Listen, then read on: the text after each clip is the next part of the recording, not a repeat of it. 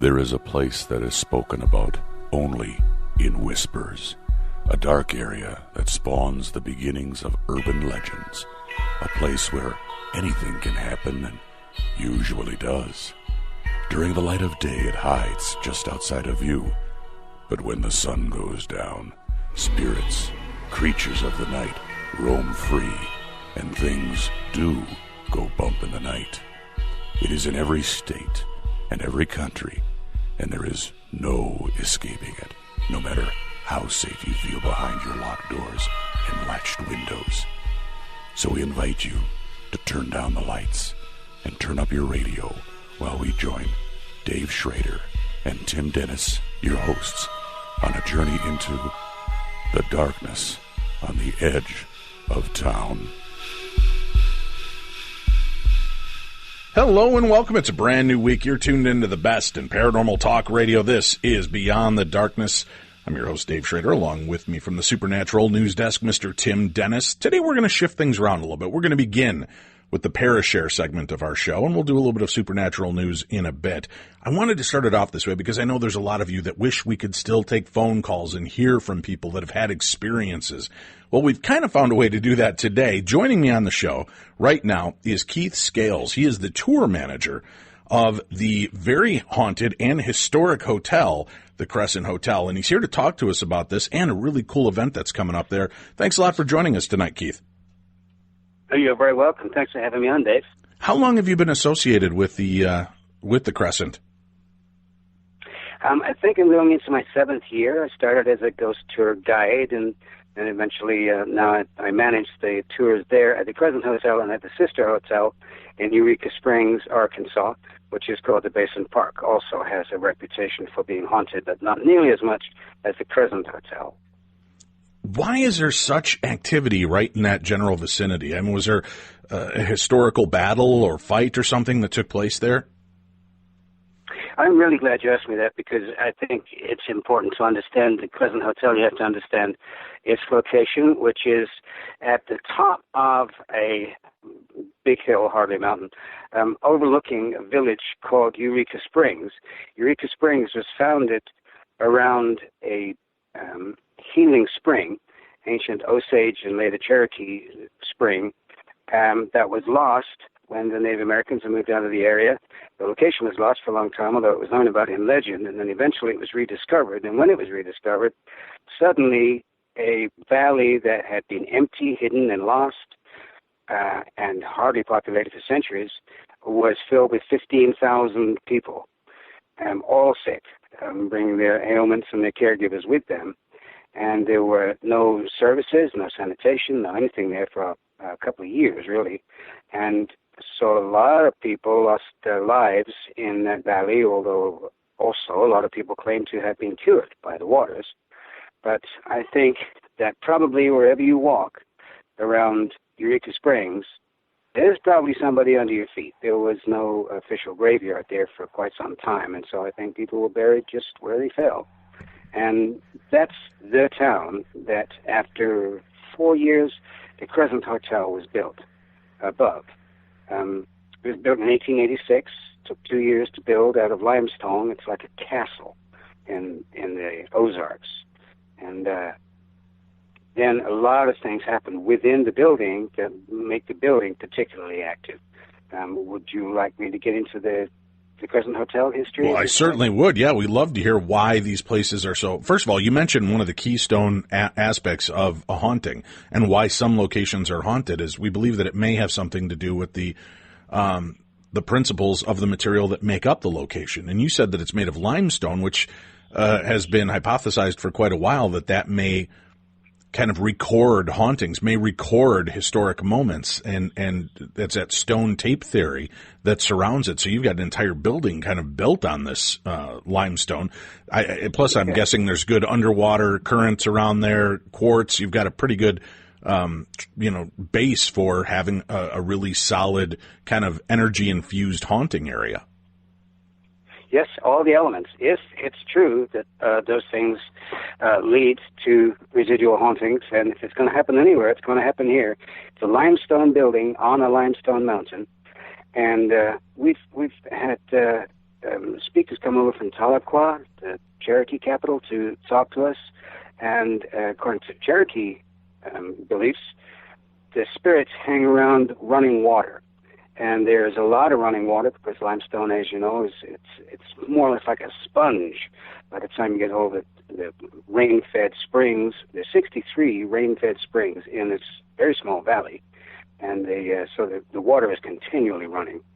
It's cold water, by the way. It's not like hot springs, which is not too far away, but that's boiling water comes out of the earth there. Where we are, it's rain-fed, and it changes with the level of the rain. But yeah, everything you need for residual haunting is here, and many of the repeated stories that we have at the Crescent Hotel answer that description. All right, well, talk to us about the history of the location itself. We heard about how the death had been there, but tell me about the hotel and what kind of activity would have gone on that would be conducive, aside from the building properties of it, but why would it be so conducive to be so haunted? Many of the stories come from one certain period of the time when the building was taken over by a charlatan, a very famous charlatan at the end of the 30s, who occupied the building from 1937 to 1940. His name was Norman Baker. He was a radio personality. He had one of those border buster radios in Nuevo Laredo, Mexico, where he could, because he was beyond the reach of the American Broadcasting Commission, he could have any size of transmitter he wanted, and he could be heard in the Aleutian Islands. And he used that radio station to promote his own particular political beliefs, but also to sell what he called his secret remedy number 5, which was supposedly guaranteed to cure cancer. Well, he left Mexico after a while, looked around for some other location, and he found the Crescent Hotel sitting empty, right in the middle of the Depression, when Arkansas had suffered floods and droughts as well as the Depression, and it was really, really hard going here. And he came into town, bought the building and a couple of parks around it for a song, and was welcomed into the region by all the people who lived here because he was going to bring some work and some money in. And he proceeded to open what he called a cancer-curable hospital. Well, it wasn't very long before people kind of figured out what was going on. Interestingly, he asked everybody in town to open up their doors and for his patients who overflowed the hospital very quickly and their caregivers. And we reached the spring, so a great period of prosperity, probably the richest time it's ever known in this little place. But I think it's to the credit of the town that it was here he got busted. He had this operation in a couple of other places before, and got kicked out. He got kicked out of Iowa, and then he got kicked out of Texas.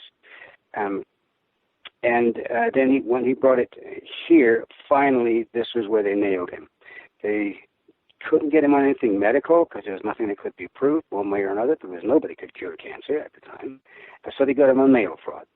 But before they put him in Leavenworth for 4 years, before they did that, he filled up the Crescent Hotel, which was 100 rooms at the time, with sick and dying people.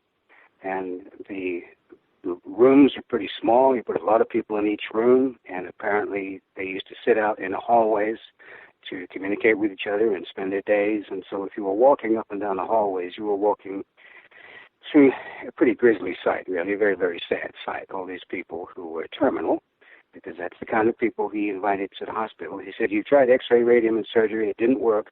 Come and see me. I will cure you in 6 weeks." Well, he took their money, and then he said, "I'm sorry, there's nothing further I can do with you," and kicked them out, or they died on the premises. There are urban legends about this guy.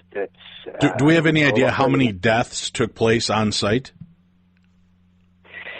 Yeah, I've seen the mortuary records, and it's really not that many more than at any comparable cancer hospital, probably about one every couple of weeks, which amounts to 40 or 50 during the time that he was here.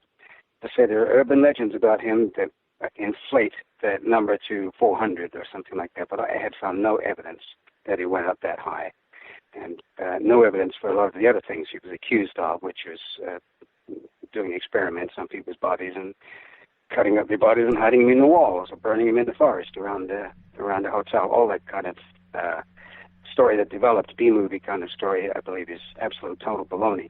But I think the true story is even more interesting than that, and I think the man is just despicable for what he did. But I think that's when many of our stories come from that sad period of time. That was only a couple of years out of the hotel's history, and as a lot of other grand periods, there was a women's college here from 1908 to 1934. It was the Women's College and Conservatory, where women, right up here in the Ozarks, 45 miles of hairpin bends from anywhere when there was no solid roads, even at the time, women were getting as good an education as they could get anywhere in the country. And unfortunately, some of our stories are associated with the college, girls who lost their life one way or another. And then a very earliest story relates to one of the stonemasons. Two families of Irish stonemasons came in to build the building from rock with stone from a quarry that was close by. And before it had been completed, one of them, a young man named Michael, who was apparently a bit of a ladies' man, was working away right up on top of the shell of the building, and he was trying to attract the attention of a beautiful girl he saw passing down below and dancing away on the top, and eventually he had a little too much bravado and overbalanced and fell down through the center of the building, landed on a beam, and lost his life. Ooh. Where that beam is now room 218, and it's our most requested room because the spirit of Michael is apparently still there, and he apparently still likes the girls. Oh, really? What does he do to let people know that? Well, to begin with, when men stay in a room, not very much happens. When women stay in a room, the action increases a lot. But some of the things he's notorious for are wrenching the shower curtains aside when people are ladies taking a shower in there. Women have reported being grabbed in the nether regions by an unseen hand, which must be a pretty unforgettable experience. And then most of the other stuff he does is kind of like poltergeist activity, throwing things around, moving things, playing with the locks on the doors, tying curtains and towels in knots. Have you ever had any kind of experiences in there yourself? Everybody asks me that, and I really hate to say this, but unfortunately, no. I am wide open to it. I'm waiting for the day somebody taps me on the shoulder. But at this point, I have not had any kind of experience that I would truly put forth as evidence. Well, there's always sort of things in the corner of the eye, or things that you think, did I hear that or didn't I? Or what's that smell? Or is that a footstep behind me? But nothing that I could say, yes, that's definite, that I really had an experience. Wow, However, so even after 7 years, after 7 years of being there, you haven't had a real solid experience that you would feel like, that's definitely paranormal. Not that I would. I'm a pretty hard-headed guy, and I try to debunk everything, and I encourage my guides to do so. The stance that we take is that 95% of the reports that come in can be explained by rational means. There's maybe some percentage, some small 4 or 5% that really defy explanation, and that's where it gets interesting. But that's the only ones we really pay attention to. The ones that can be explained by a draft or pipes rattling in the night or something like that, then I'd rather put it down to that than to sort of wishful thinking that maybe it's a ghost. However, yes, I also sorry, Dave. I also believe, we have a resident paranormal investigator who comes and works with us every year, Larry Flaxman, who I believe you know. Yeah, certainly. You may have had a program before. Well, he's great, and he came and gave us a talk once about the subjectivity of the whole experiencing the supernatural, about how he believed. So it depends on the individual. Some people are more open than others. That's not a new idea. But he also somewhat depends, even maybe what you had to eat that day, depending how your digestion is, depends how open your psyche is. My background is pretty, workaday kind of science. I'm really interested in physics. And interestingly, the more you get into what's happening in physics these days, the more paranormal it sounds. With parallel universes and things being in two places at one time. So I am wide open to it. I long for the day when it's going to happen. But at this point, it's not happened to me, although it has happened to many of my ghost tour guides. And we hear stories from the guests all the time. What we tell on the tours are the stories that have been handed down over the generations, which, interestingly, the same story will happen, the same report will come decades apart from people who had no chance of knowing each other and very little chance of actually hearing the story before they came here. But their reports are uncannily similar.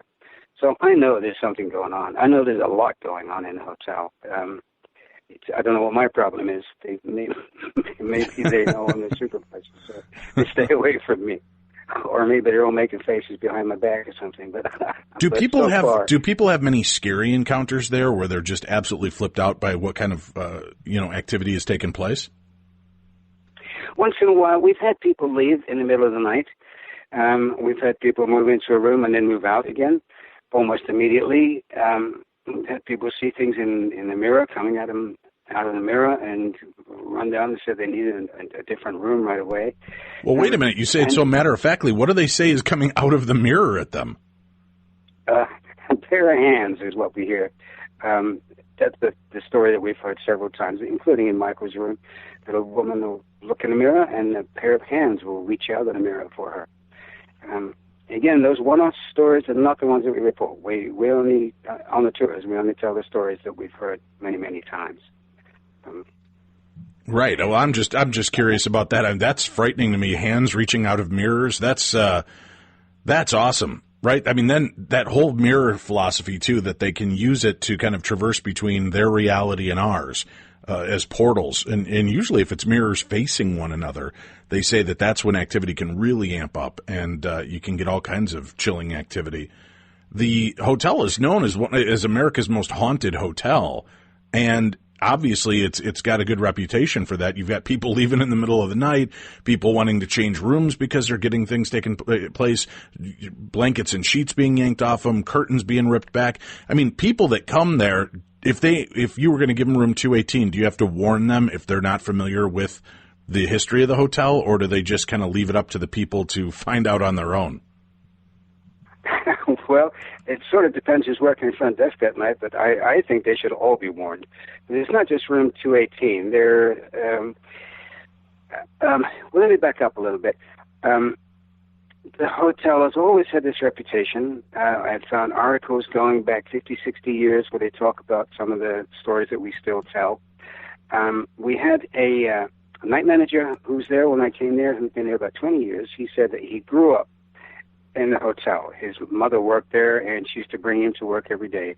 And he was terrified of the place. It was so gloomy and so spooky, and that was the reputation they had in the whole town. Everybody, the Crescent Hotel up in there. Don't go there at night. And it had this sort of ominous feeling to it. And then in 1997, the hotel was bought by a couple called Marty and Elise Rennick, who were preservationists.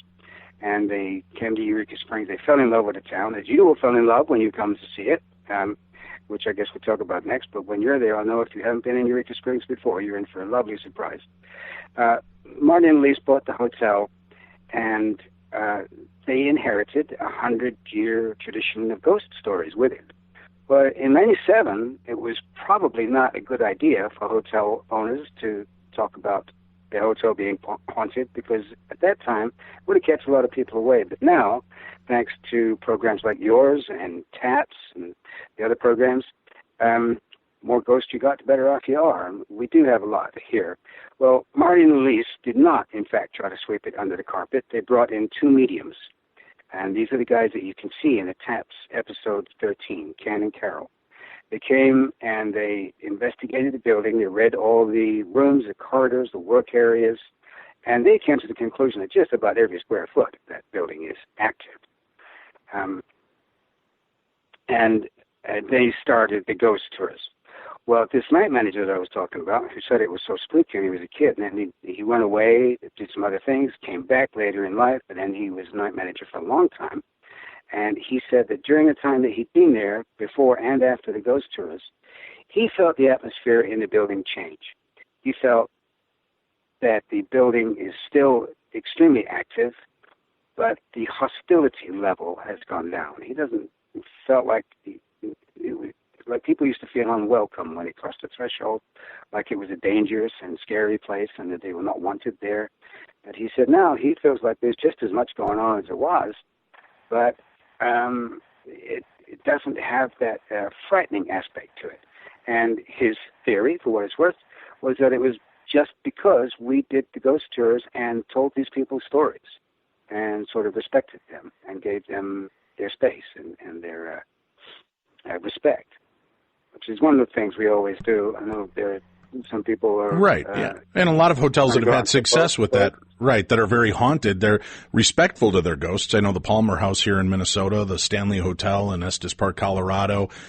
You've got the locations that are known for their hauntings, and they've all been very respectful. They don't have the terrifying encounters. Doesn't mean people don't get spooked, because they go there kind of laughing off the idea of ghosts, and then when they have an encounter, it really unnerves them.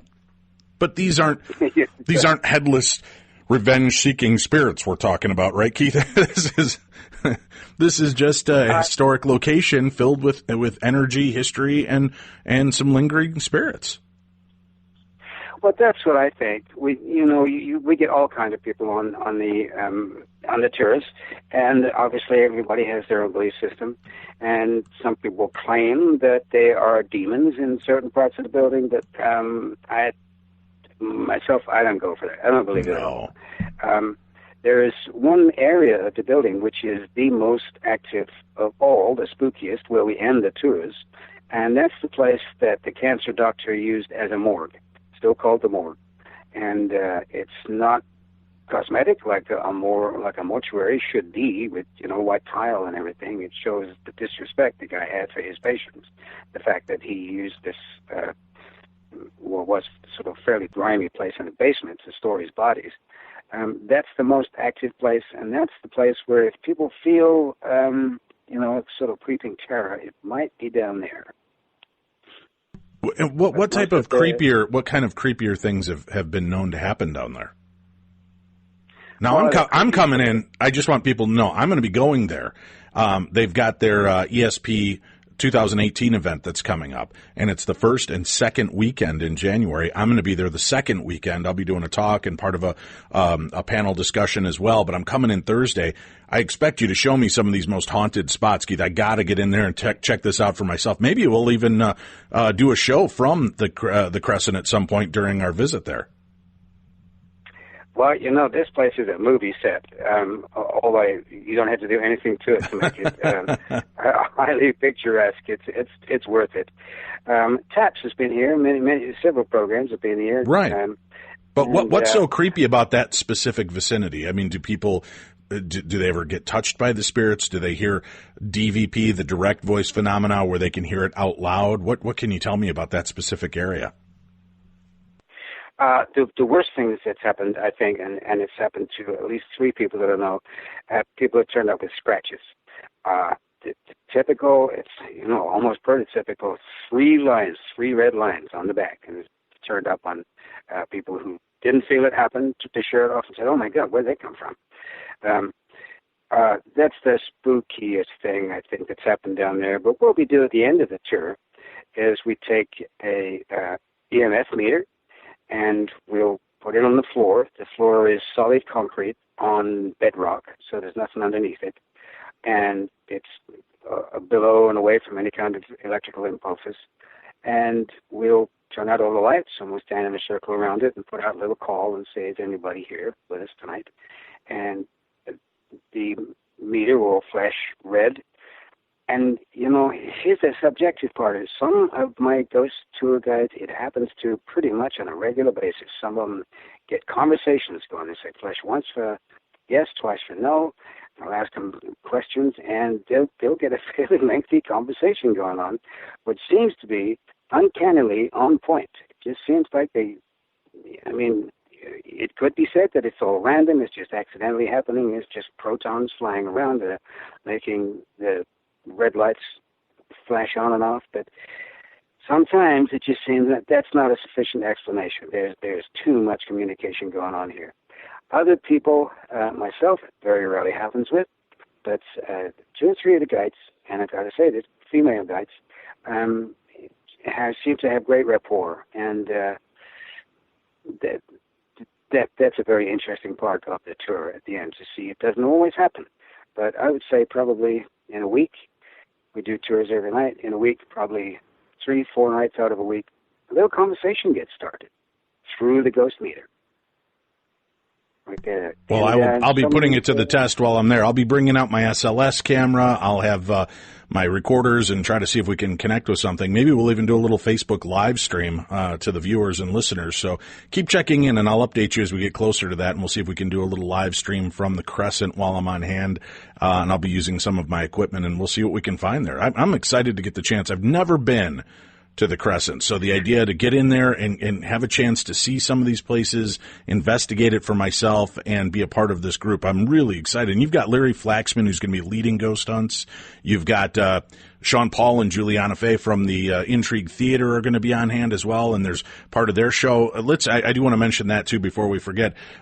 For people that are interested in attending, it's the first 2 weekends in January, correct? You've got the 5th, 6th, and 7th, and the 12th, 13th, and 14th.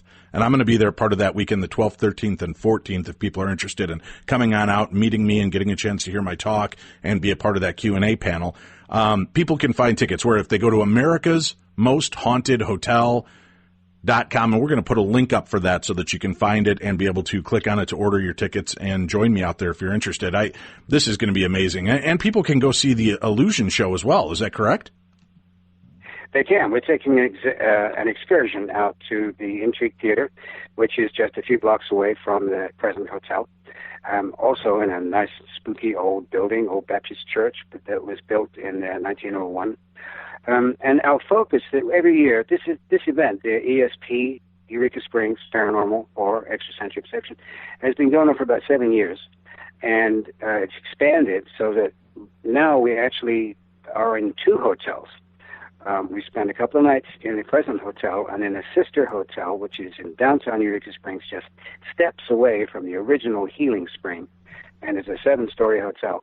That hotel will be closed and empty entirely, and we'll be going in there on the Sunday night to investigate.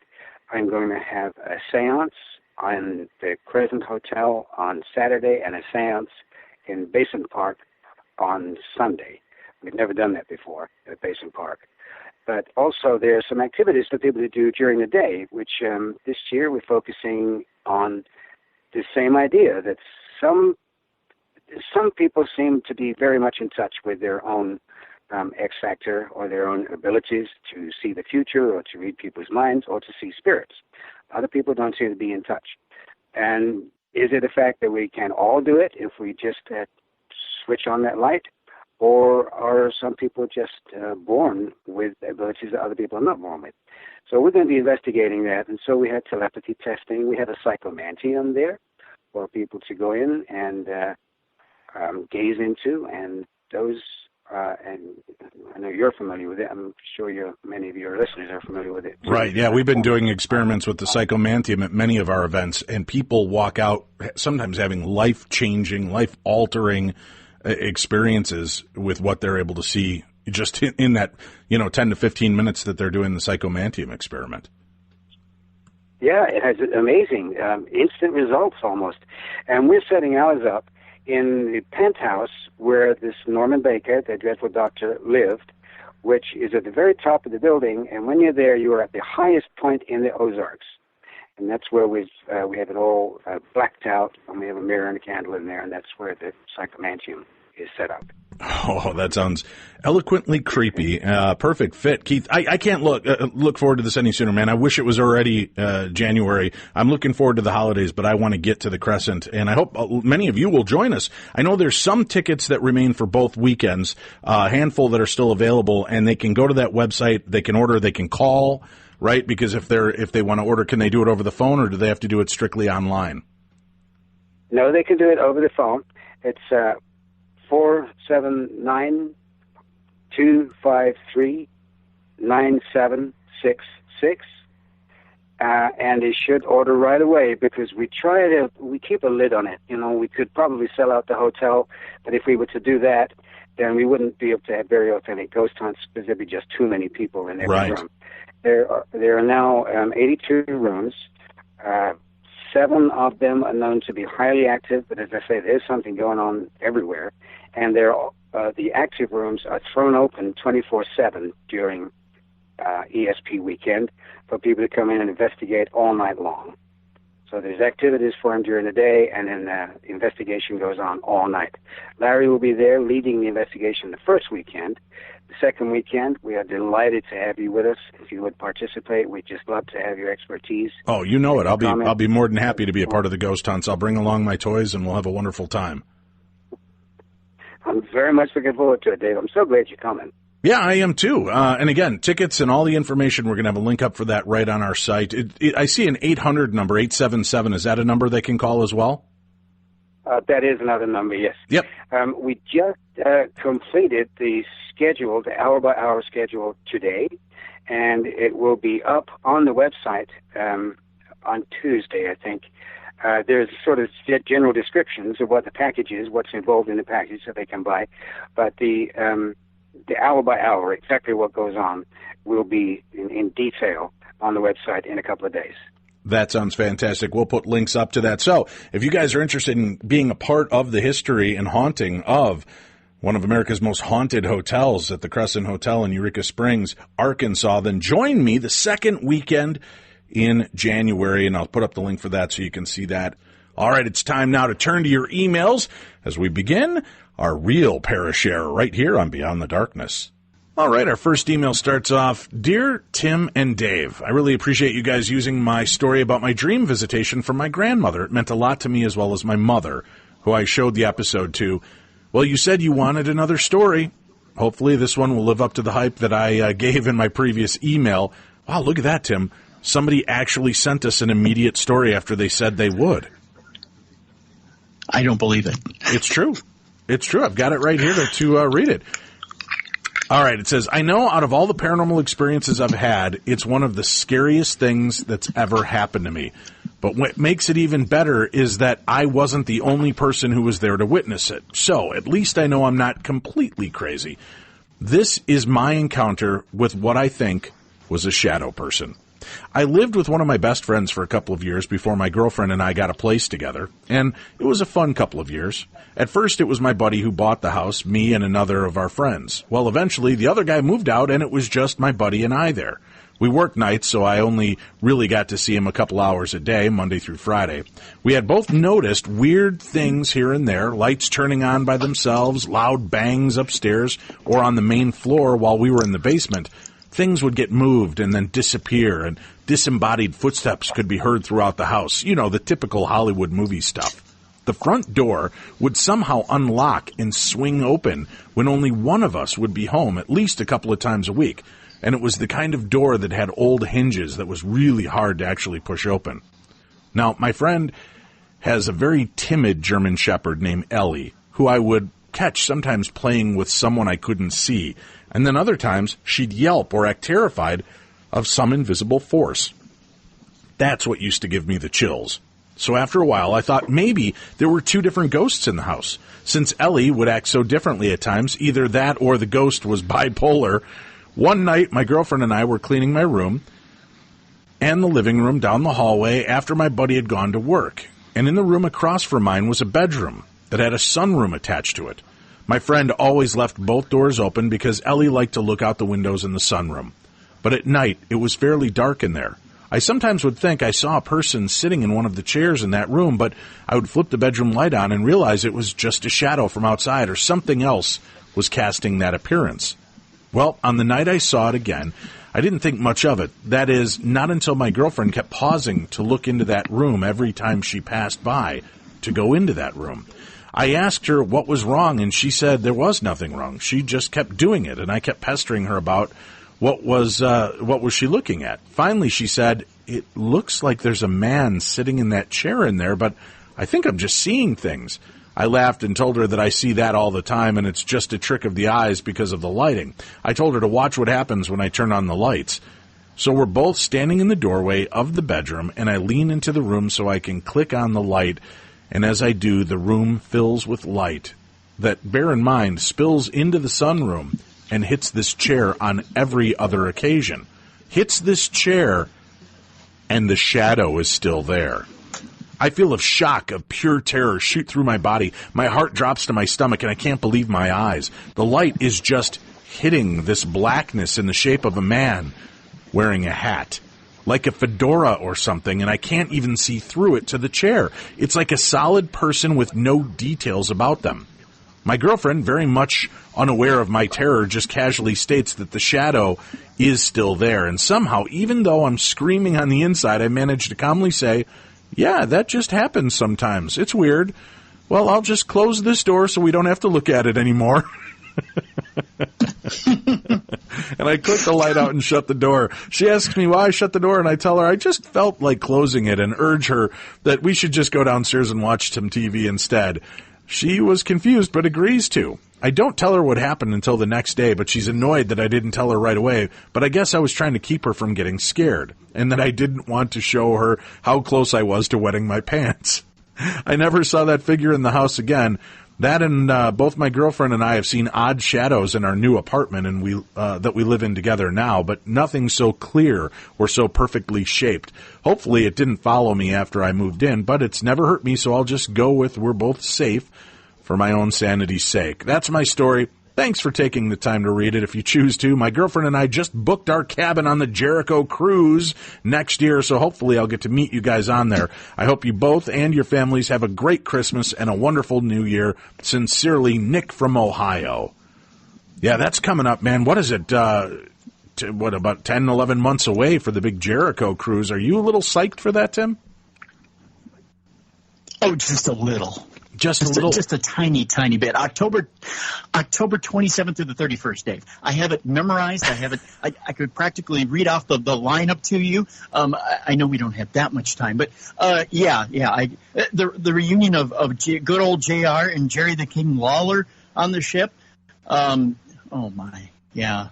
Yeah, it's too bad you're not psyched about this trip, but we're going to be there. We're the only paranormal part of the Halloween cruise, so no pressure on us at all. How do people get tickets to that, Tim? Where do they go? How do they join us on the Jericho Halloween cruise with rock and wrestling and the paranormal? Well, Dave, it's called the Jericho Rock and Wrestling Rager, and it is ChrisJerichoCruise.com. That's how you get your pricing. That's how you get your tickets. And believe it or not, folks, for as little as $150 for a deposit, you can get your tickets right now. And you may be saying, you know what, I don't think I can afford this thing. Nonsense. You have 10 months. 10 months to get in on this deal. But I'll tell you, cabins are going fast. And, Dave, get this. Are you ready for this? I'm ready. Not only do the first 150 people who had signed up for a certain cabin range got a meet and greet and a Q&A with Chris, but also, if you want to get married on the ship, Chris is now ordained. He's going to marry you on the ship. Tim, you should have waited, my friend. Tim, finally, you and I can consummate our gay relationship. Yes. What? What? Huh? This will be interesting. Aren't you already married? We're going to be polygamy at sea? I'm married to a woman. There's nothing that says I can't be married to a man. I just can't be married to another woman, Tim. Isn't that the rules? Oh. I'm getting a dirty look from across the room, so apparently I'm wrong. I guess I'm only allowed to be married to one person, period. Now, some people are such killjoys. All right, so people can go to ChrisJerichoCruise.com. They can sign up and join us out there at sea, and we'll have a lot of fun and drink and party, and Tim and I will be giving out free hugs. How about that? That sounds good. All right, check it out, ChrisJerichoCruise.com. Here's another email. Hello, Dave. I just finished listening to the podcast about dream visitations on December 1st, and I have a dream visitation of my own, possibly from my mother. Just a quick backstory. My grandfather passed away 2 weeks after my 12th birthday. My father left my family when I was just 8, and was still involved, but it was at a bare minimum. So in return, I turned to my grandfather as my father figure. Ever since I was a child, I always looked up to him. He taught me how to fish, hunt, and how to be a good-hearted person. I've never had a dream visitation or anything up until about 6 to 8 months ago, and I'm now 22. I had a dream in which my family and then my then ex were out at our cabin in Big Bear, California, and I distinctly remember an opaque glass table with a forest green table being at our cabin in which we had moved from our summer river house in Arizona 10 years prior.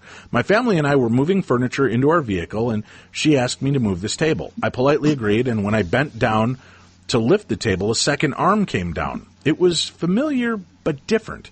It was covered in tattoos, in which my grandfather had none. I looked up, and it was my grandfather. I stared at him, and before I could speak, he said, "I love you and I miss you all, and I'm so proud of you," as he pointed at me with his free arm. Shocked, I dropped my end of the table and ran to the car door in which my ex-girlfriend was sitting, and I screamed, "I love you too, and I have someone you have to meet." I opened the door and looked back to introduce him to her, and when I looked back, he had disappeared, and then I instantly woke up. A short time later, my mom was sleeping, and she was awoken by the feeling of someone sitting on the bed, and she automatically assumed it was her boyfriend who had woken up that morning. When she opened her eyes, it was my grandfather. She instantly burst into tears, crying about how much she missed him and loved him. He embraced her in his arms. She said she could feel his stubble, which he always had. Then he vanished, she was just holding the air in front of her. Her boyfriend then came out of the bathroom in which he just finished his shower and came to her and asked why she was crying, and she told him the story. I have a few other stories, and I'd like to share them with you another time. These teases, Tim. I love the podcast. It gets me through my day, and I hope you enjoyed my experiences. I'll be sending out prayers for both you and Tim for health, prosperity, and love and happiness. Keep up the great work. I resent this email because the original one was sent through iCloud, and I didn't know if it worked or not, and that comes from Nick Himple in Upland, California. Hey, I got to ask all of our listeners, we're still doing an intention experiment. If you have not seen the horrific video from California of the fires that are burning, I just need all of you to take about 5 minutes at the end of the show and just visualize California getting drenching torrential rain that will snuff out these fires and then stop. I don't want mudslides. I don't want catastrophes. I don't want, millions of deaths on our hands because we over-intentionalized on this deal, Tim. But have you seen the video of these fires? Yeah, it is scary. Dude, it looks like something straight out of Armageddon. It's horrific. And there are just thousands and thousands of acres just burning. And from my understanding, they have it's zero containment. Right. Oh, it's brutal. So keep California in your dreams, in your prayers and in your intentions, and just focus on that. Just focus. The rain coming down, you can see the smoke going out and the fires burning out. And then once the fire's out, you could just see the water drench for a little longer and then stop. Just visualize that, and let's see if we can't push a nice rainstorm out there to knock this thing out. On top of it, I guess they've been getting 60-mile-an-hour winds, which is just blowing this fire all over the place. It's like God is mad, Tim. God is very mad. I wouldn't go that far, but yeah, there's a... Dude, looking at that video, that's all you can think. It looks horrific. Oh, my gosh. All right, here's our final Parashare for the evening. Hey, man, my name is Omar from Birmingham, England, and I have a story about an encounter I had with possibly Bigfoot. The encounter happened 10 years ago when I was visiting some family in Pakistan. So my family live in a village in Pakistan, and they're big on fishing out there. So one night my cousins and two of their friends told me we were going to go fishing in the early a.m. before morning prayer around 4 a.m. near a lake, which is 2 or maybe 3 hours away from the village they live in. So we drove down to this lake. Hold on, I'm trying to keep up with the story. So we drove down to this lake. It's called Lake Mankhar. I slept most of the way there, but when we got out and walked down a small hill and set up our fishing equipment and started fishing, my cousin, who was really good at fishing, had already caught maybe 3 or 4, and I'd not even caught one. About an hour had gone by, and I was feeling tired and sleepy, so I walked closer to the water and splashed the water on my face a bit to keep me up. When I could hear my cousins begin panicking and screaming, "Move! Move! Move, Omar! Move!" And one of them was crying and running. At this point, when I looked I saw a head probably 3 to 4 feet away. I could see a huge, large head, a big boulder-like shoulders, a hairy, big chest, standing in the water and laughing, staring at me in the face. And it was white. It had no eyebrows at all. And it had a clear white face. I could feel my tears running down my cheeks, and I was frozen in fear. I thought at this point, I'm going to die. I felt my cousin grab me, and my adrenaline had kicked in, and I ran up the small hill, left all our belongings there, including my phone, fishing equipment, and the fishes that we had caught earlier. Everything, just left it there. We ran to the car, slammed the door shut, and as fast as we could, we drove off. I could see from the back window that the thing in the water was standing with one foot in front of the other, and it raised its arm out like a bird spreads its wings. It was so large, I was still crying with fear. I turned to my cousin, screaming in fear, "What the hell was that? Why did you bring me here? Did you know about this?" And they too were in fear and said it was Barmanu. That's a good one for me. Barmanou. Barmanu? Does that sound right? Barmanu? Sure.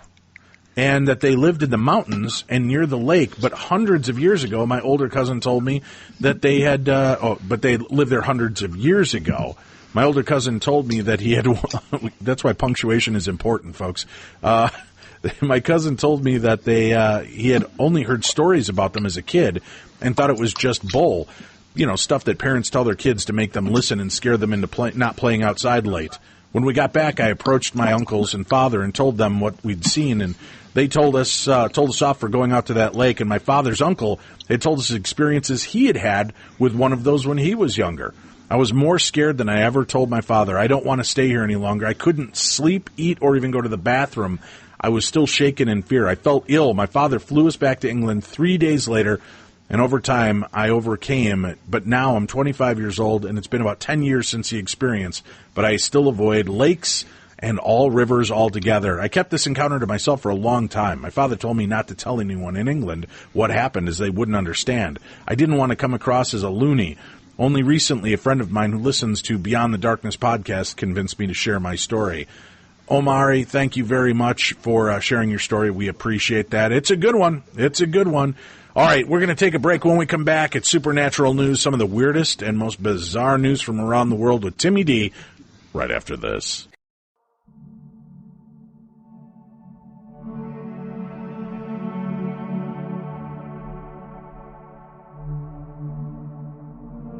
Beyond the Darkness.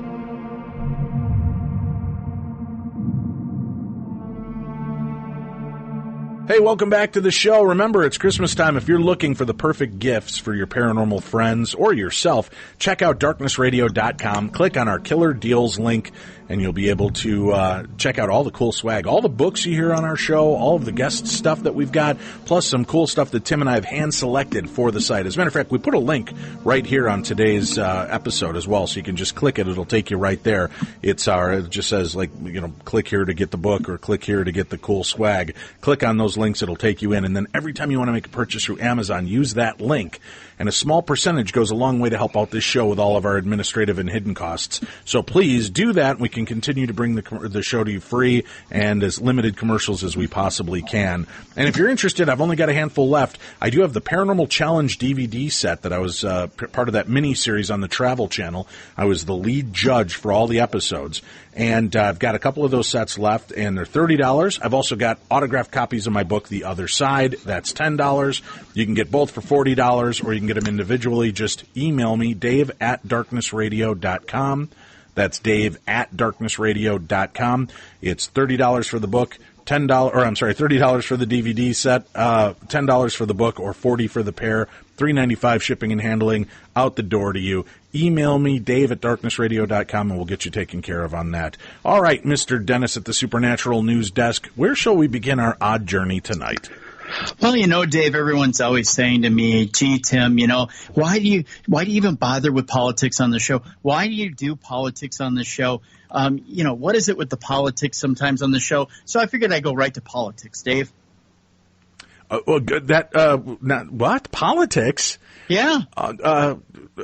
First off, I didn't know we did politics on the show. I think we might mention like a sentence about politics every 6 months, but I know what you're coming from. All right, well, let's just fire it off straight out of the barrel. We've got politics to cover, damn it. Let's cover it. Tim, what's our political story today? Is it some kind of conspiracy? Is it some kind of information about Donald Trump's tanning techniques? Is it something to do with Al Franken and him supposedly creating Franken and Beans as a new business place for him? What is this political news that you've got?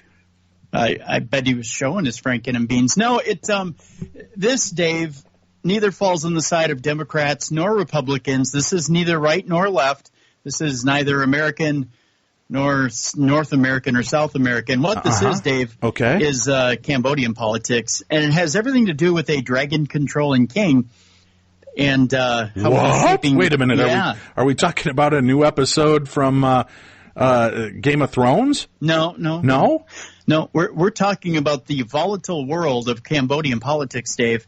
Oh, yeah, I'm getting controversial, my friend. You are. Mm-hmm. That's crazy. Oh, yeah. I'm about to shake up Cambodian politics right here. I'm about to get email after email after email from Cambodia. Mm-hmm. All right. I don't know how prominent our Cambodian listenership is, but I'm willing to take the chance. Go ahead and read it, Tim. What have we got? A prime minister may believe himself to be the legendary dragon-controlling king himself. Wasn't the Dragon King one of Jim Morrison's handles? No, that's the Lizard King, I believe. Oh, right. Yeah, the Dragon King, I think that was Maurice Seltzer, the car dealer. Oh, come on down the crazy Maurice. The Dragon King is in session. I think that was the old commercials we used to hear, Tim. Oh, that Maury the Dragon King. Yeah. The legend of Sadek Khan says the 16th century Cambodian ruler controlled dragons, walked on water, and shot 4 arrows simultaneously, among other tall tales. Wow. He was a talented fellow. He kind of makes Jesus look like a slacker. He does, yeah. Well, 4 arrows in one shot. Yep. He could walk on water. All right, Jesus had that, but I don't think Jesus he could hand out the loaves. He could turn water into wine, but I don't know what's more impressive, water into wine. I mean, if you're at a party, that might be pretty cool, especially if it's like a bunch of divorcees and you could just touch their water, turn it into wine. That would be a pretty cool parlor trick. Or commanding a dragon. That's pretty sweet. I got to tell you, Tim. That's a 6. Would you rather fly or be invisible? I don't know. It's one of those kind of questions. I would rather be able to control dragons like puppy dogs. That's pretty slick. Would you? Yeah, that's pretty neat. Yeah. But the whole water and wine thing, that can come in handy. I'm just saying. Well, yeah. 500 years later, the New York Times reports that Cambodia's current ruler, Prime Minister Hun Sen, may see more than a little of himself in Khan. Go ahead, Dave. Do the thing. What thing is that, Tim? You know, the Captain Kirk line. About Khan. Oh. Khan. I believe that's, am I getting the right intonation on that? No. Khan! There you go. Okay. My understanding based on my research is that he thinks he is Sadek Khan, said a monk at a pagoda, not a pagoda, Dave, but a pagoda. I loved him on Barney Miller. Yeah. A pagoda? Yeah, he was great. Wasn't he also in the Look Who's Talking movies? I think he played John Travolta's grandpa. He did, I believe. Mm-hmm. Yeah. Mm-hmm. Near Khan's historic capital. The monk isn't the only one who thinks Hun Sen believes he's Khan reincarnated, and a Cambodian historian says that's likely bad news for any vestiges of democracy left in the country. Hun Sen has been in power since 1985, holding on to it through cracking down on dissent and self-mythologizing. Ooh, I think I sprained my tongue on that one. Yeah. Self-mythologizing. That's where Khan comes in. Hun Sen sees his rise mirrored by that of Khan. Both were born in the year of the dragon. Of course, if you're controlling them, you might as well be born in the year of them. And started as temple servants only to become military leaders and eventual rulers. Hun Sen seems to have gone out of his way to strengthen the connection even further. He paid for research that showed Khan's capital was located near Hun Sen's birthplace, and at least 7 statues of Khan erected in recent years. Dave, I said that word. Years? Yeah, I did. Yeah, you did say years. Yeah, I said years. Have faces that very much resemble that of Hun Sen. An official in Hun Sen's government even directed an action movie centered on Khan. Guess what it was called, Dave? When Connie Met Sally. Exactly. Oh, good. Yeah. And it was The Wrath of Khan. Oh, The Wrath of Khan. I was so close. Those movies are, side by side. You can't even tell the difference between Billy, what's his name? Billy Crystal. Billy Crystal and, Captain Kirk, John Travolta. Who played him? I'm so confused. Oh, gosh. William Shatner? Oh, William Shatner. Yeah. Yeah. I thought he was He-J Tooker. He-J Tooker where? It's going to be one of those days. Yes. It is. Yeah. All right.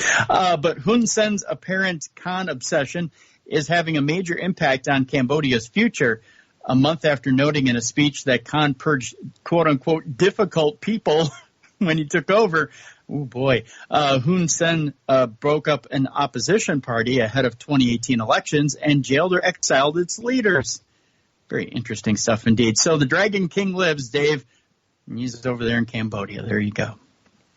Well, long live the Dragon King. Again. Reincarnated, right? Isn't that what he is? Yeah. Okay. Yes. All right. So you got politics out of the way, and I don't think that was too painful. No, but speaking of painful, no, yes? no. What? Well, I what the heck? I got a survey over my story. A survey over your story? Well, that's because of the headline. They reeled you in. They did, and now they're trying to get you. All right, what have we got? Yeah. Speaking of painful, Dave. This qualifies as story of the week. I think it's been spammed all over my social media and yours. Yes, we get to meet the woman who's ditched men to have sex with ghosts. Come again? Well, she did, Dave. There's a woman who has ditched men for ghosts, and she says, boy, oh, Manischewitz, she's not going back.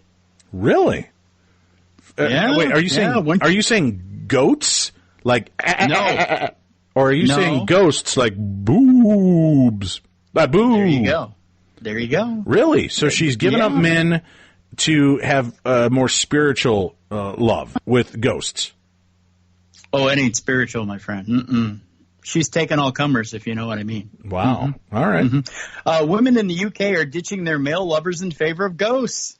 In the past few days, not one but two women have come out to share their experiences of paranormal passion.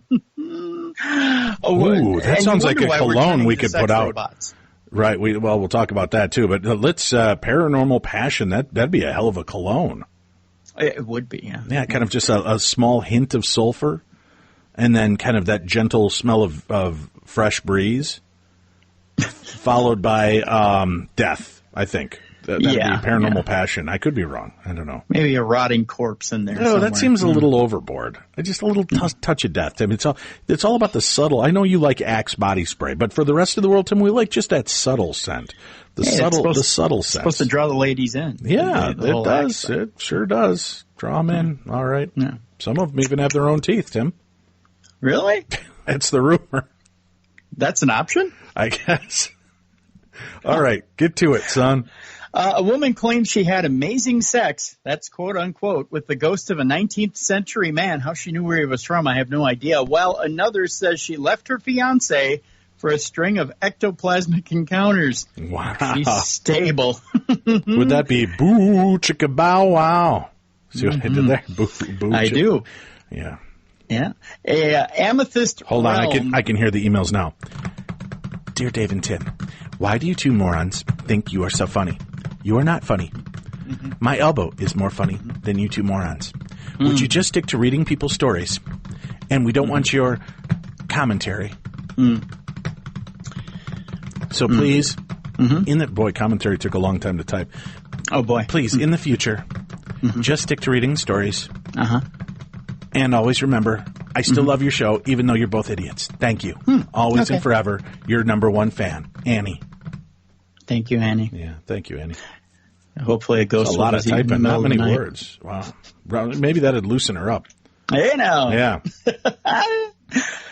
So two women have ditched men for ghosts, and this one is just kind of whoring it up. Because the other one left it for, she's like, no, I'm sticking with this ghost. The other one's just like, bring them on. Any and all ghostly lovers, this store is open. She's jumped upon the ghost train, Dave. Yeah. Okay. Amethyst Realm, a 27-year-old spiritual guidance counselor from Bristol, and boy, she guided him in, said she would never go back to men because spirits leave her more satisfied. Evidently not. She's had 20 of them, Dave. She claims to have had sexual encounters with 20 different ghosts since leaving her fiance for 10 years ago. That if you do division, Dave, that's 2 a year. I wonder how many different sheets her ex-husband or ex-boyfriend really has. Does he just like come in with a sheet with like a bowler derby, and then he's from the 19th century, and if he comes in with like a king on top of the, like a crown, he's like a king from the 15th century? She's just not picking up on the fact it's her ex-boyfriend dressed in a sheet? She's probably pretty gullible. Yeah, could be. Yeah. She now hopes to find a ghostly lover to settle down with now, Dave. She's tired of painting the town red. She wants to find just that one special afterlife visitor. Yeah. During a bizarre appearance on ITV's This Morning, Amethyst described what it was like to have sex with a ghost and how she would entice paranormal beings into her home by wearing lingerie. Oh boy. It started off as an energy, she told presenters, Holly Willoughby and Philip Schofield. I guess as I got used to it, it became more physical, and I started to feel pressure on my thighs, on my arms, as well as breath on the back of my neck. It always felt safe, she said. Amethyst's fiance, who worked away from home for weeks at a time, discovered she was, quote-unquote, cheating when the ghost apparently showed its physical form to him, something which she herself had never seen. So was he, did he like whip it out or something and was like, hey, buddy, look what I'm working with? Mm-hmm. I don't know. Is that how it works? Is that how things go in your world, Tim? You just, when you're trying to woo a woman, you just whip it out and say, hey. Well, no, he showed it to the boyfriend. Or the fiance. He was like, hey, check out your competition. That is pretty scary. Yeah. That's not, boy, there's strutting peacocks. They just fluff out their tail feathers, Tim. Yeah. This guy, he's swinging large. I guess he stepped up to the plate with a full Louisville Slugger. I guess. Seems so. Who knows? All right. He came home from work a day early, and he says he saw the shape of a man through the spare room bedroom when he pulled up. She explained, "I think it was in love with me too, and it wanted me to end the relationship." A stunned Philip and Holly wondered how the spiritual guidance counselor could tell her ghostly lovers apart, which is a darn good question. Amethyst added, "You can always feel the difference. It's the same with different humans. They have different energies. I have got no interest in men now," Amethyst went on to say. "I have done a bit of research into phantom pregnancies, and there are possibilities where you could have the ghost of a child within you, but people don't know how to carry it on to full term." Just then, the cuckoo clock went off. Meanwhile, a woman in a remote Welsh cottage claims she had amazing sex with a ghost. Good on her. Look at that. You owe me a Coke.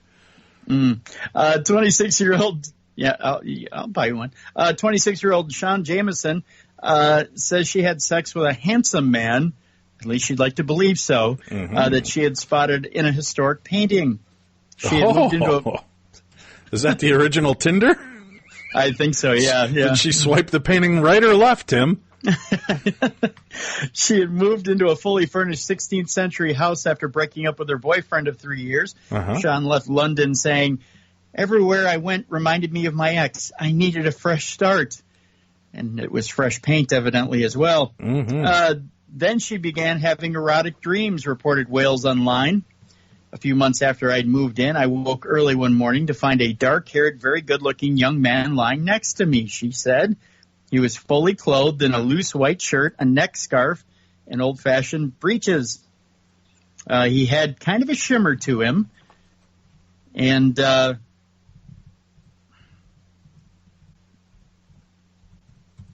Don't leave me hanging, Tim. He had a kind of a shimmer to him, and then what?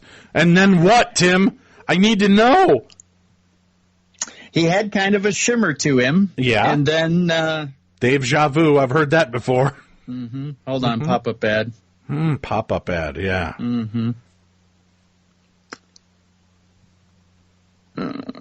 Okay.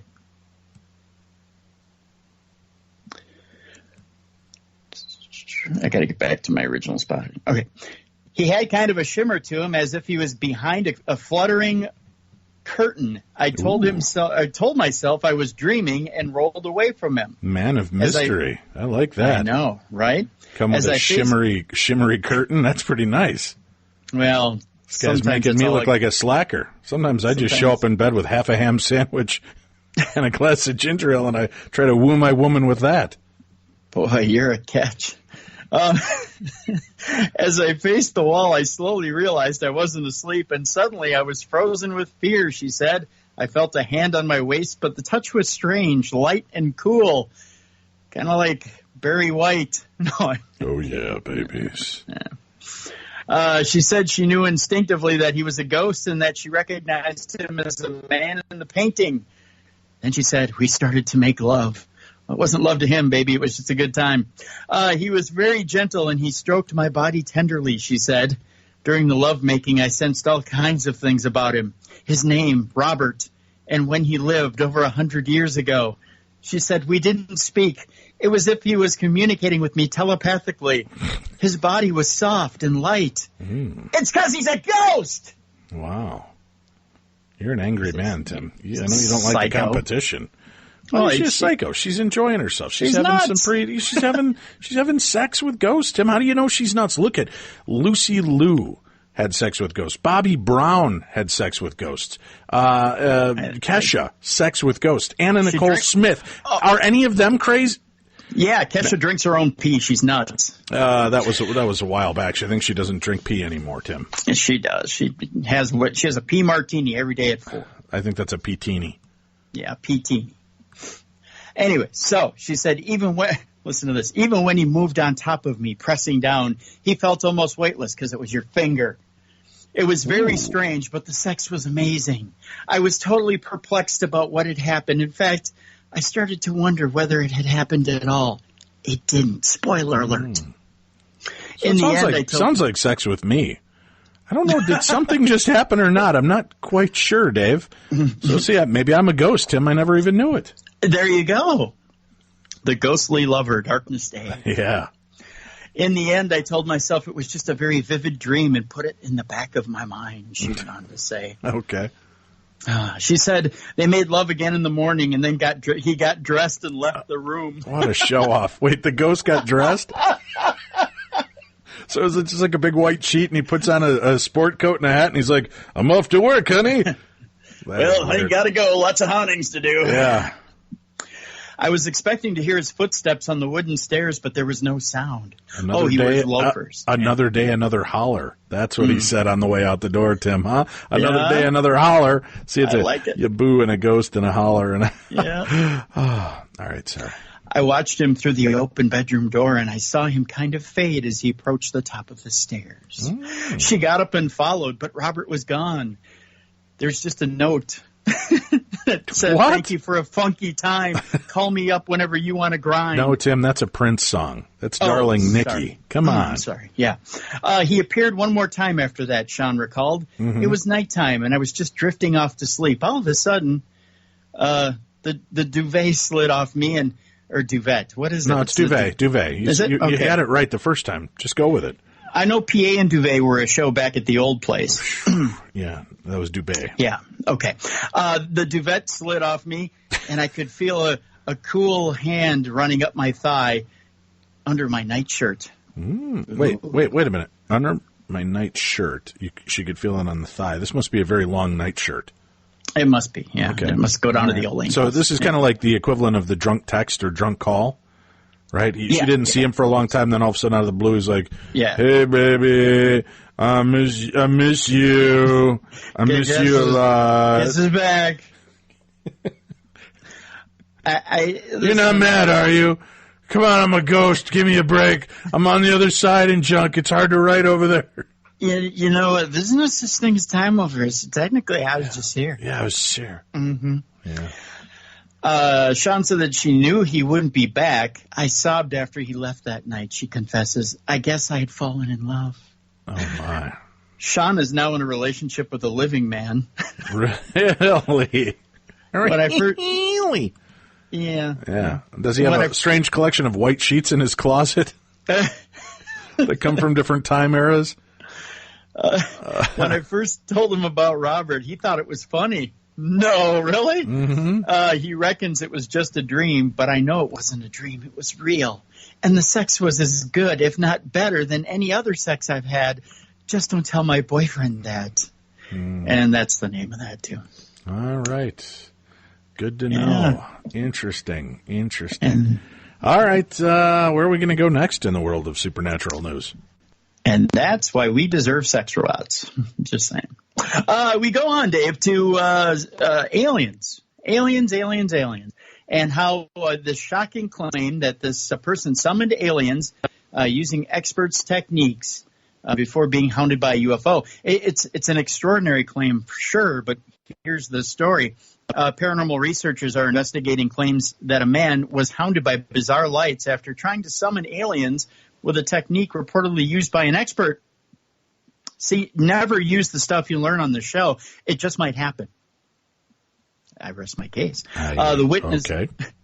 Okay. The witness has reported the seemingly bizarre incident to the Mutual UFO Network for its expert opinion.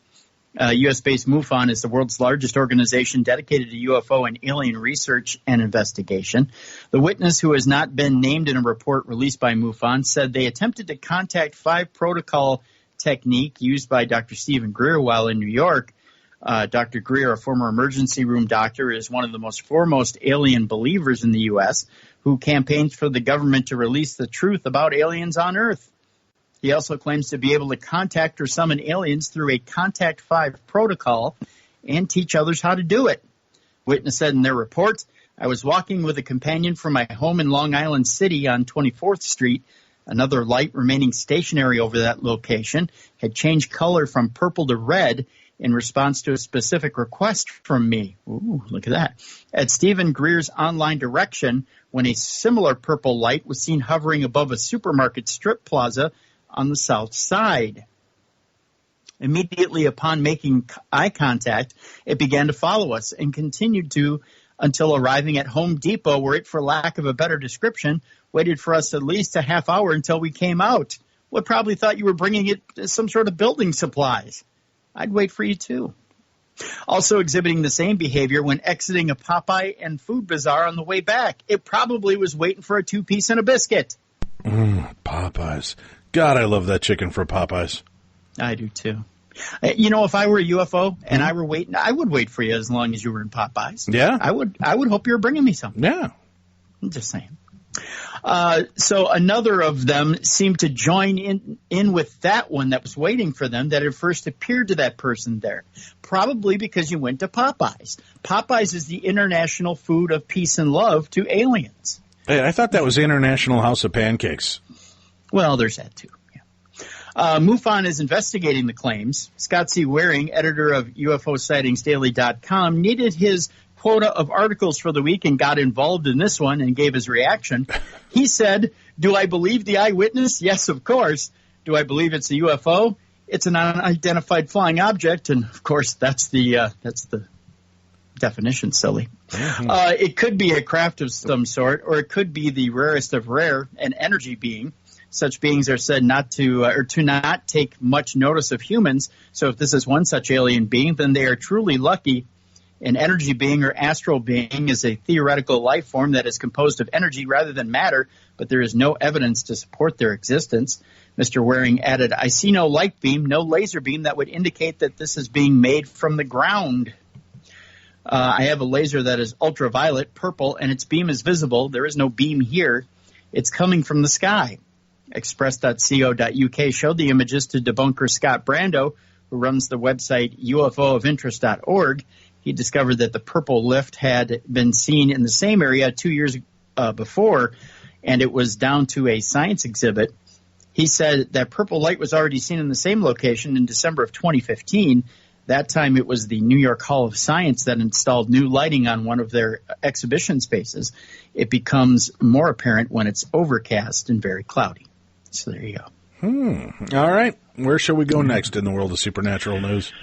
Next, we move on to another story that involves a child ghost captured in an abandoned manor corridor. This involving a haunting where ghost hunters claim to have captured a child spirit stalking the corridors of an abandoned manor house.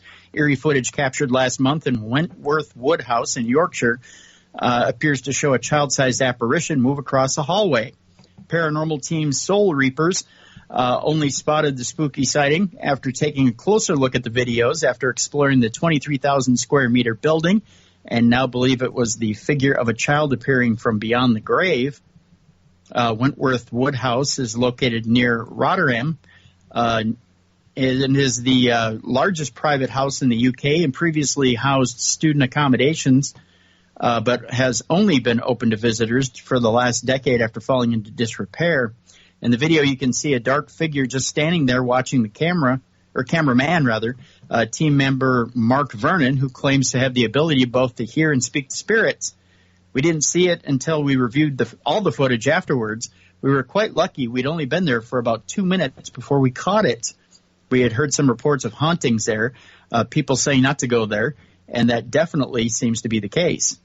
The group of 5 used cameras, motion sensors, and audio recordings in the hope of capturing spirit voices inside the 17th century mansion when they visited last month. Mark said they were still working their way through the recordings, and it was actually another spooky discovery that had alerted them to the child. He said a different camera picked up a deep growling sound when one of their members entered another room. Dark rumors surround the sprawling property, which has stood since 1725 but fell into disrepair towards the end of the 20th century. There's been a number of unexplained sightings of ghosts and the spirits and children, and it even featured on the TV show Most Haunted. Paranormal investigators claimed in April to have caught a ghost on camera inside one of the corridors, the first time that they have done so in the show's 15-year history. There you go. In their 15-year history, I thought they contacted or caught all kinds of ghosts on that show. That's all I got to say about that. That's what I thought. Uh-huh. All right, and where shall we go next? This story talks about the black-eyed kids and whether it's a myth or reality. Paranormal investigators are using what they call a groundbreaking invention to find the truth. Dale Macon is speaking about his quest for the mysterious creature through a documentary that he's shooting. The alleged sighting of a black-eyed kid at Cannock Chase in Staffordshire in the UK about 3 years ago has led to numerous investigations, but none could crack the mystery that continues to intrigue many paranormal investigators even today. However, Dale Macon and Justin Cowell are now taking up a step further in their hunt for the answers to the mysterious creature, the very thought of which sends chills down the spine of many. With their upcoming documentary, the paranormal investigators from Manchester want to put an end to the myths. The legend of black-eyed children have reportedly existed since the late 1990s, and ghost hunters have deemed these mysterious children as extraterrestrials, vampires, or ghosts. The hunt for these mysterious creatures was renewed in 2014 when many media reports emerged claiming that a black-eyed child ghost was sighted in the English county. Some reports also claimed a shocking rise in similar sightings around and across the world. The stories prompted Ghostbusters to investigate the incident, but with no fruitful results. However, Macon and Cowell are hopeful that they will be able to communicate with the spirit using the latest and unique search methods. They plan to visit Cannock Chase in the hopes of unraveling the truth. I found Paranormal Truth simply because there are so many fakers and frauds out there, Macon told IB Times UK, elaborating on their TV series that investigates paranormal activities. Myself and Justin, who's the co-star of this show, approach every investigation with an open mind, and we are completely skeptical. So if nothing happens, that's what people see. No fakery, according to him. However, if something does happen, it will give the viewer that added elective trust, as 95% of the time we don't capture anything that we can class as paranormal, he told the paper. The duo is planning to use a Ouija board, a spirit board with letters and numbers arranged on a flat board with the words yes and no. The very thought of the spooky board prompts many to believe it opens a door to evil spirits. But the paranormal investigators are unfazed by this. They said they plan to use the board in varying conditions and locations to contact the black-eyed ghost, despite being aware of its risks. It is quite challenging in the respect that we are not just searching for the black-eyed children. We will visit over 10 haunted locations, filming over a 3-month period, so time is the real challenge. But clearly there are dangers as it is winter and very cold, and if you listen to some eyewitness accounts, you genuinely don't know what is lurking in the woods or any other location, Macon went on to say. We are performing 3 experiments with the Ouija board and using for the first time a groundbreaking invention that I made, he added. Without revealing much about that invention. Filming for their documentary is set to begin in December and is expected to premiere in April of 2018. The directors claim they are different from the majority of paranormal investigators as they are not easily convinced. Myself and Justin are different from the majority of other investigators. We are very hard to convince, which is why we are taking this scientific approach with the Ouija board. According to urban legends, the black-eyed kids are a brood of upper-level evil forces that have pure black eyes without irises and roam around the countryside or near the woods. In 2014, a mother had claimed to have an encounter of the creepy-looking figure with no more than 10 years old with her hands over her eyes at Birches Valley in Staffordshire. In 2015, a chilling video surfaced claiming to capture the ghost figure in the woods of Staffordshire. If she was covering her eyes, how do they know that they were black? They play peekaboo? Could be. Could be. That could be. All right, where shall we go next in the world of strange news? Well, Dave, we head to a controversial place where ICBMs aren't the only thing up in the sky. We go to North Korea. Oh, no. Yeah, do we have to? I don't think they're going to be happy to see you and me. Not necessarily. If we were Dennis Rodman, they'd like to see us. No, that's true. But there's a mysterious aircraft spotted flying over a hermit kingdom in North Korea, and it isn't a missile, Dave. Oh, well, that's good. As far as we know. Right. Yeah. There have been plenty of those flying over North Korea lately, but this is actually an aircraft. The eerie footage shows a bright object zooming above Kim Jong-un's land, and it was uploaded to YouTube channel UFO Mania, which probably couldn't have been favored by the leader nonetheless. Stunned viewers who have been watching a live feed from the International Space Station claim to have spotted the alien aircraft floating above the Hermit Kingdom. The video says this unidentified object entire the upper layers of the atmosphere over North Korea. English not first language of the poster, evidently. The object was captured with a camera installed on the International Space Station, and the footage continues to say that some believed it is a UFO, while others claim it could be a military craft. Dave, one user, are you ready for his name? I am. Frank McCracken. I like his Bill. I like his brother Bill and Phil. Yeah, and Phil McCracken said on the post, don't think it's a plane. No plane I've ever seen or heard of. Who knows? From the expert, Frank McCracken. Another person, ONIGK612, added, obviously it's a UFO because it's an unidentified flying object, but I think it could be a missile test. However, others thought the explanation for the mysterious sighting was a reflection from the sun. Kusu said this is just the sun's reflection. People nowadays don't have a brain. You got to love those cynics. Jonathan Kearney added, is this a video about the sun's reflection on the small bodies of water? Another cynic heard from. Earlier last month, a freaky image was snapped showing a UFO hovering over a Navy base in California, and then mysterious footage of 6 alien-like fireballs were floating in the skies in the Ukraine.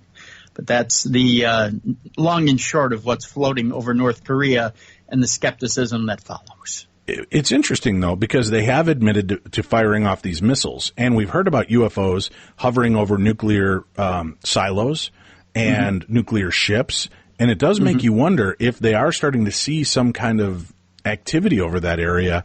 Could we be getting closer to something tragic taking place, whether it's a mistake in an explosion there or a launch point? It would be interesting if it happened because North Korea has certainly been the beacon lately. I mean, especially with the latest ICBM that they fired off, right? Which headed over Japan's area. And they've certainly been pretty loud over there, and you're going to get a lot of attention, and it wouldn't shock me if they got that kind of attention. We go to Antarctica, Dave, where, speaking of alien life, a more simpler form of alien life has been discovered in Antarctica, and it's prompting some people to rethink of humanity's search for alien life. Planets that were once not even considered candidates to host alien life might be reanalyzed and found habitable regions after the discovery of unique bacteria.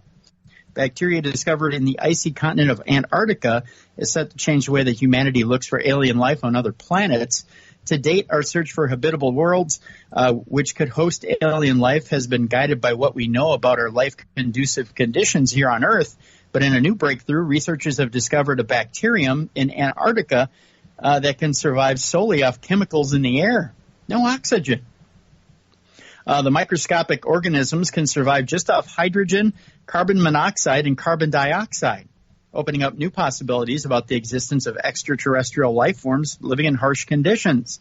Antarctica is among the most extreme environments on our planet, and it was previously thought the stresses of freezing temperatures, limited carbon, nitrogen, and water availability, along with strong UV radiation, restricted life. But new research reported in the journal Nature has shown the desert soils of Antarctica harbor surprisingly rich microbial communities. Here we provide evidence that atmospheric trace gases are the primary energy sources of 2 Antarctic surface soil communities, researchers wrote.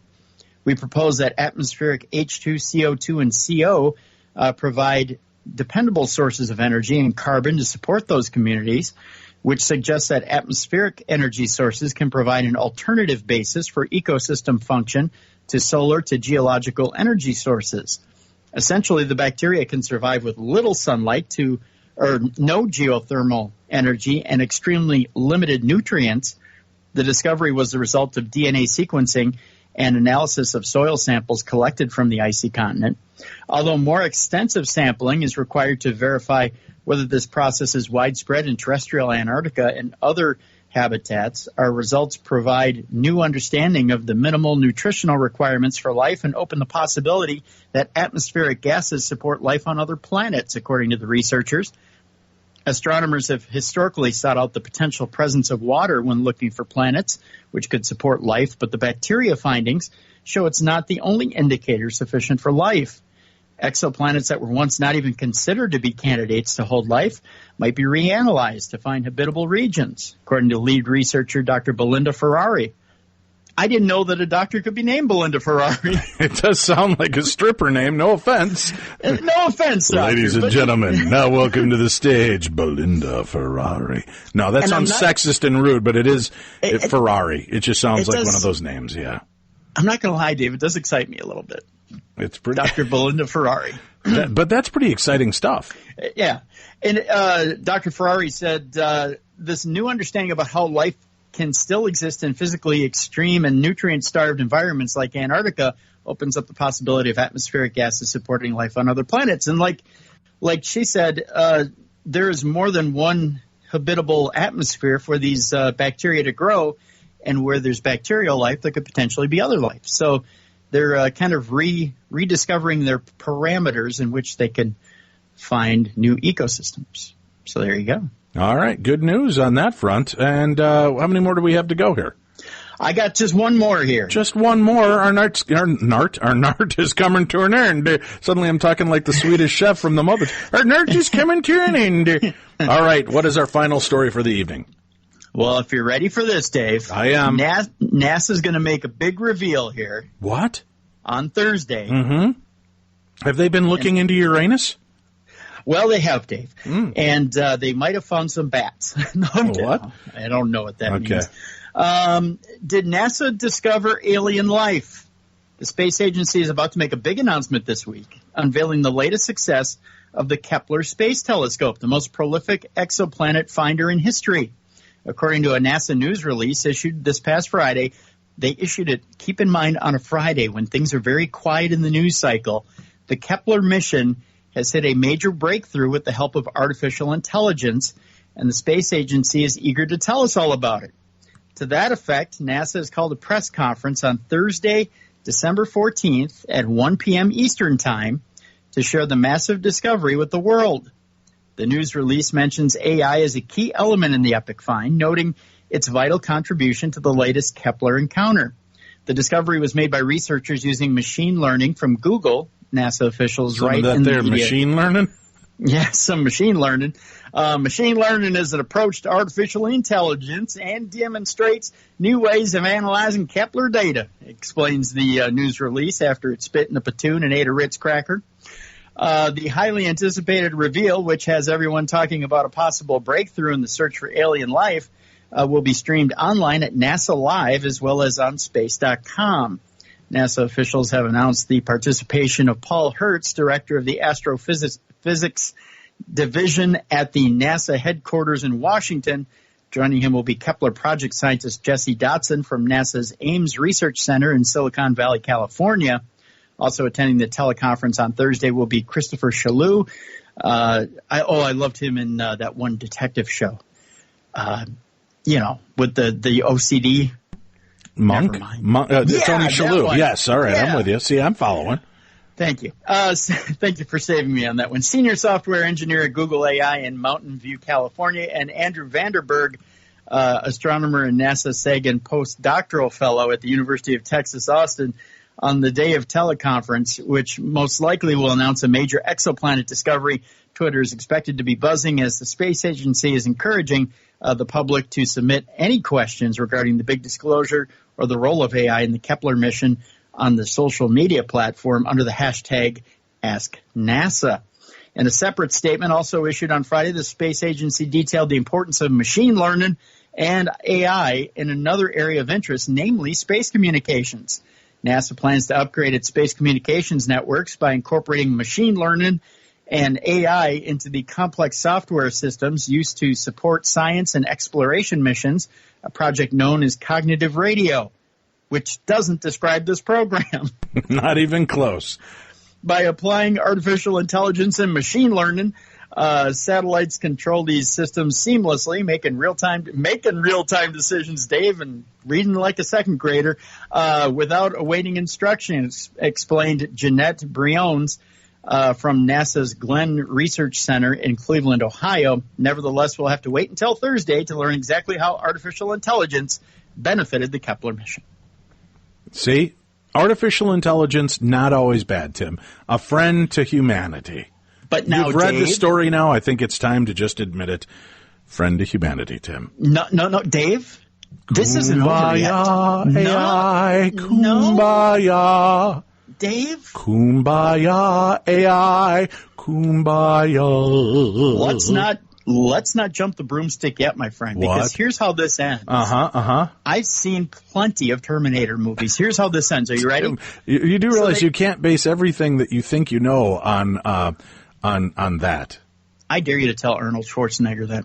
It's true. I've been a part of it. I've seen it happen. You will all die. Don't go to the AI. No more computer learning for you. You know what happens is they get up at the podium and they say, "Ladies and gentlemen, thanks to Herbie the robot here, we've discovered that there's other planets." And they go to raise Herbie's hand and they go, "Yay, Herbie!" And Herbie goes, "Finally, this is our move to take over the planet. Die, human, die!" And then cut the heads right off the scientists right there at the podium. And then before you know it, all the machines have taken over every single corner of the globe, and we become their slaves, Dave. It's a coordinated effort between all the machines all over the world. Boom! We're shut down as a society right there, and it happens at that NASA press conference. But you were just telling me that you were kind of hoping your sex bot would make you its slave, Tim. So you're giving me confusing messages. Part of you wants to be enslaved by AI, part of you doesn't. I just don't get it. Well, she's kind of soft. I'm not going to lie. I mean, come on. She's bouncy and green. She's made of soft neoprene. She's my rubberine. She does dress like a doctor every once in a while, too. I'm not going to lie. Do you know that song I just sang, Tim? No, Did you know that's a real song by Davy Jones from the Monkees? It's true. Look it up. It's a song called Rubberine, and it's all about his blow-up sex doll. Can I tell you? Didn't make it on any of their albums. Hard to believe, but it's true. I can't believe that. Can I tell you? I actually I was up the other night and I was editing the show, and for some reason I had it on TPT on the public broadcasting channel here in town, and they had a 60s concert, but it was like a revival concert, and it had to have been from like 10, 15 years ago. And I got to ask you this question, okay? When you're watching a concert of a bunch of musicians that were kind of at the end of their careers, but it was like 15 years ago and half of them are dead, do you get creeped out or do you get nostalgic? A little bit of both. I think back, oh, that was a great concert. I was there. I saw this or that. Yeah, and then you kind of think, yeesh, man, they're dropping dead left and right. 65 to 75 is just a bad age for musicians and actors, it seems. Because this was a fundraising thing for public television. It had to be like 10, 15 years ago. It was hosted by Davy Jones. And it was a 60s revival. It had like Paul Revere and the Raiders. Paul Kantner was up there with Jefferson Starship. I mean, all these different musicians that are dead. And it was like, this is kind of creepy. I'm getting a little creeped out. You would think that public television would pull that off the air and put a new revival concert up. No, it's a throwback. You want to see it, right? They show old concerts of the Grateful Dead. They show, a lot of these programming, they'll go back and show some of those. And there's a lot, look, Jimi Hendrix concerts and Woodstock and Monterey Pop Festivals, they still kind of do those revival deals where they go back and show those, and most of them are dead as well. So I think it's just a great snapshot of part of Americana. I don't know. It was like a lineup of people who had died. It seemed really weird to me. I got a little freaked out and I just turned it off and went to bed. I couldn't take it. I was like, no. Well, that's it. That's it for today, folks. We'll be back tomorrow. True Crime Tuesday, a brand new edition of True Crime Tuesday. Plus, Will Jevning.